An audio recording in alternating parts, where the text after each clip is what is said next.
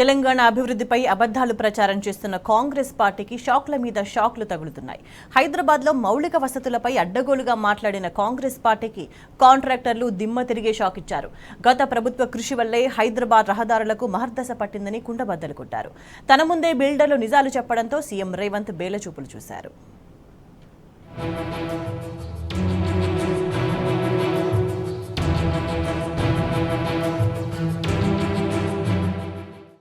ఒక అబద్ధాన్ని పదే పదే ప్రచారం చేసినంత మాత్రాన అది నిజమైపోదు. ప్రస్తుత కాంగ్రెస్ ప్రభుత్వం చేస్తున్నదే.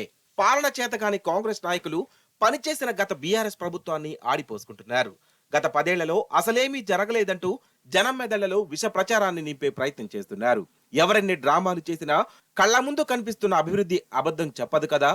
హైదరాబాద్ విషయంలో కూడా అదే రుజువైంది. విశ్వనగరంగా ఎదుగుతున్న హైదరాబాద్ లో చరిత్రలో ఎన్నడూ లేనంత అభివృద్ధి జరిగితే కాంగ్రెస్ పార్టీ మసిపూసే ప్రయత్నం చేసింది. శ్వేతపత్రాల పేరుతో అభివృద్ధిని తొక్కిపెట్టింది. అయితే ఇటీవల హైదరాబాద్ లో జరిగిన బిల్డర్స్ అసోసియేషన్ సమావేశంలో కాంట్రాక్టర్లు వాస్తవాలను ప్రజల ముందుంచారు. సీఎం రేవంత్ రెడ్డి ముందే ఉన్నది ఉన్నట్లు చెప్పారు.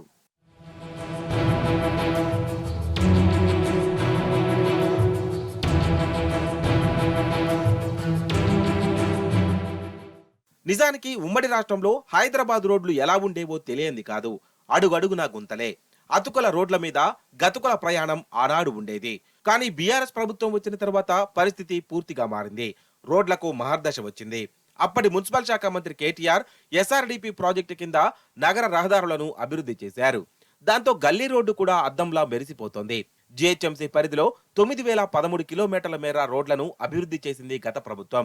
బిల్డర్స్ అసోసియేషన్ మాజీ ప్రెసిడెంట్ బొల్లినేని సీనయ్య సీఎం రేవంత్ ముందు ఇదే విషయాన్ని కుండబద్దలు కొట్టారు. హైదరాబాద్ రోడ్ల అభివృద్ధికి అప్పటి మున్సిపల్ శాఖ మంత్రి కేటీఆర్ తీసుకున్న చొరవ, ఆయన పనితీరు గురించి చెప్పడంతో బిత్తర చూపులు చూడడం Revanth వంతైంది. We were found only potholes immediately after the rainy season.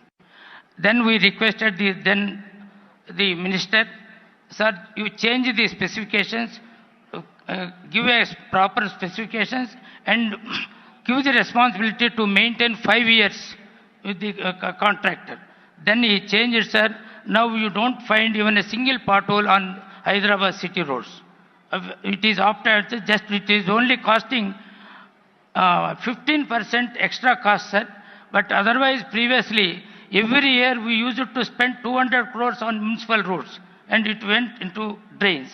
Now, almost I can say, sir, another 10 years also we need not touch the Hyderabad city roads because of the specifications.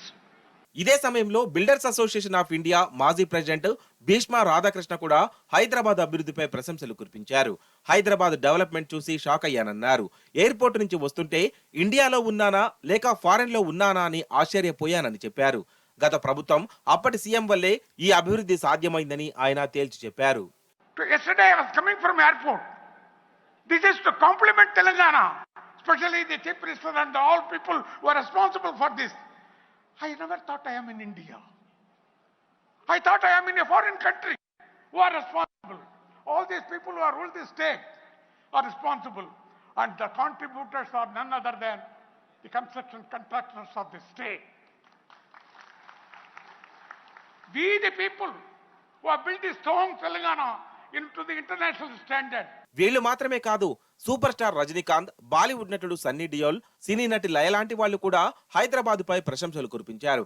Hyderabad city బేష్ అని కితాబిచ్చారు. కానీ ఇవేవి కబోది కాంగ్రెస్ కు కనబడడం లేదు.